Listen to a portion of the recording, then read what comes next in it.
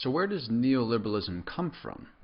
As a word, neoliberalism is not something that anybody sat down and said, okay, here is a great idea that we should do. We should start doing neoliberalism. That's not how it came to be.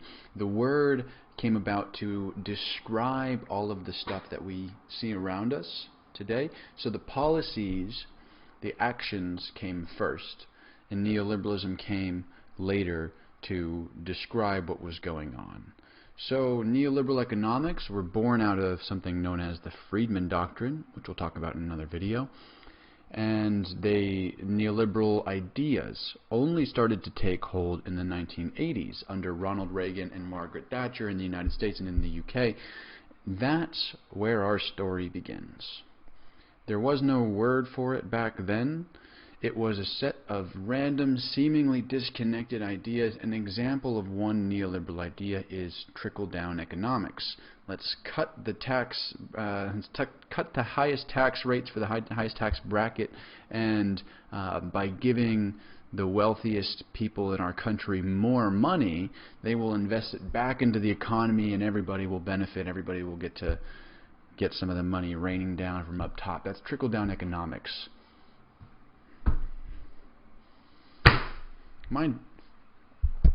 I cannot believe that this was successfully sold to an entire country for so long, but yeah, here we are. So however it was done, it worked.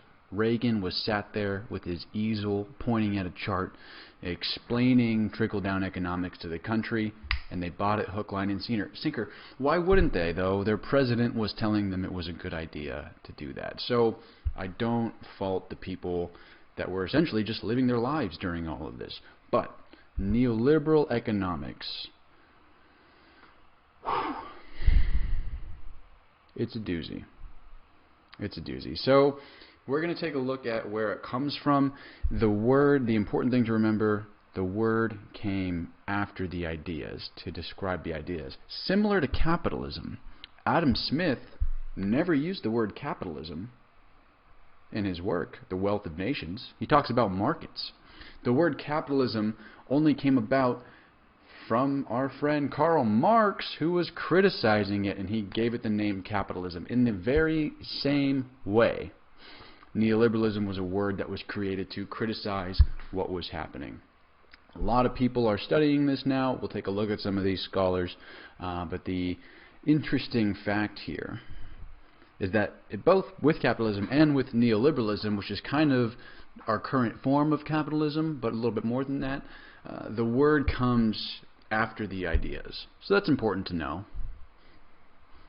because there aren't people sitting down necessarily conniving for the world to be a certain way and then puppeteering all the strings themselves.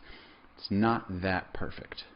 There are people in positions of power that are acting in self-interest and are able to do enough things that they add up together to this concept that we now call neoliberalism, but it wasn't a ploy that people sat down and drew out from the very beginning, and then now here we are. Nobody's that talented. Nobody can see the future to that extent. So that's just not how it works. That's the dose of realism that we need about neoliberalism, because it's not just some conspiracy, Illuminati, deep state situation that we're working with here. It is a real set of ideas that's not that old. 1980 was 40 years ago. We can change it. 40 years is just one lifetime. We can easily change those ideas. Just as easily as they came along, we can bring along new ideas. But don't be fooled, because they didn't just pop up one day with the snap of a finger.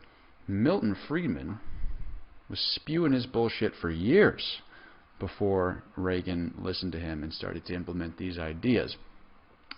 Fortunately, we've had a lot of good economists talking about new ideas that can replace the damaging Friedman doctrine that prioritizes profits above all else. And those ideas have been incubating now for about 10, 15, almost 20 years, which is exactly how long these good economic ideas need to incubate before they're ready for the prime time. So that's where we are right now. It's time for a new era, my friends. Because Friedman and Co. can stay in the past.